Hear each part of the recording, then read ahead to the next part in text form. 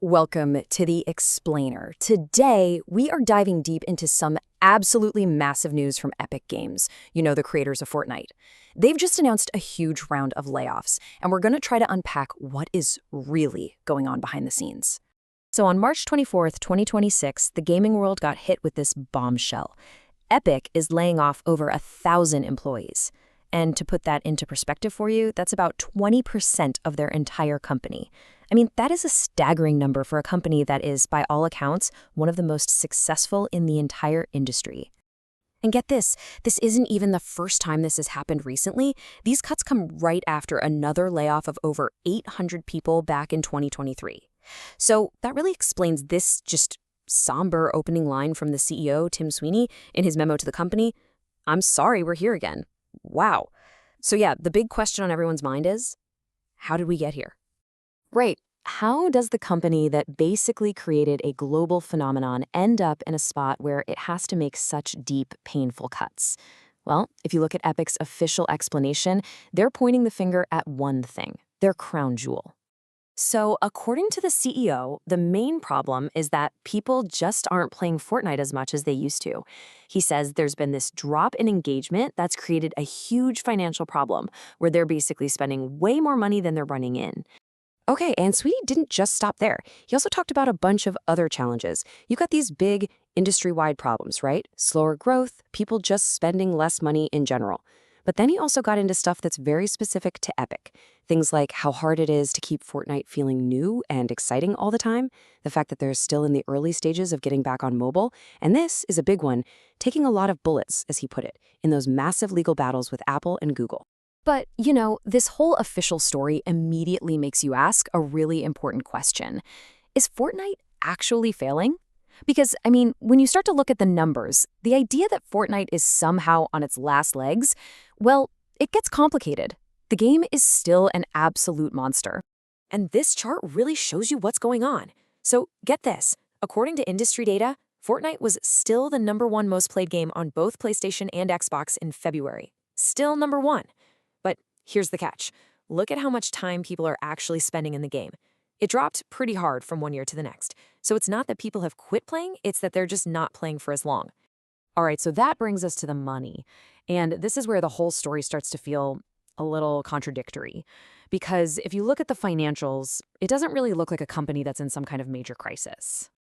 Yeah, despite that drop in playtime we just saw, estimates show that Epic still generated over $6.2 billion in gross revenue last year. Let that sink in. $6 billion. That is a gigantic number, and it makes that whole "we're spending more than we're making" line really hard for a lot of people to believe. And it's not just about the money they've already made. Just back in February of 2024, Disney came in and invested $1.5 billion for a piece of the company. Come on, that is a massive vote of confidence, not to mention a huge injection of cash from one of the biggest entertainment companies on the planet. It just doesn't quite fit the picture of a company that's in serious financial trouble, right? And then there's this other piece of the puzzle, the Epic Games Store. It's a really interesting situation.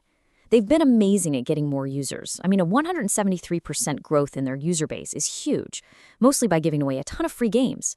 But look at the revenue from other developers' games. It's barely moved. So they've got all these people, but they haven't figured out how to get them to actually, buy stuff. So it wasn't just about the people, which is already devastating enough. The cuts also hit the games themselves. At the same time as the layoffs, Epic announced that they were pulling the plug on several of the newer game modes they built inside the whole Fortnite world. So coming up on April 16th, that's the end of the line for Ballistic, their tactical shooter, and also for the festival battle stage. Then later, in October, Rocket Racing is also getting shut down. And, a lot of players felt that these modes had some real potential. Rocket Racing and Ballistic, they could have been something great if maybe they just had a little more support to fix some of the issues. But Epic's official line was pretty blunt about it. They basically said these modes failed to get enough players to stick around to justify keeping them alive. Okay, so how did the community, the players, react to all of this news? Well, as you can probably guess, as soon as the news broke, people online were not buying it. A totally different story started to pop up, and it was one that was super critical of Epic's leadership.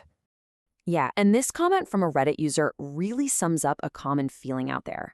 A lot of people were arguing that Epic basically did this to themselves, that by putting all of their eggs in the Fortnite basket and not really diversifying with other big games, it was only a matter of time before something like this happened.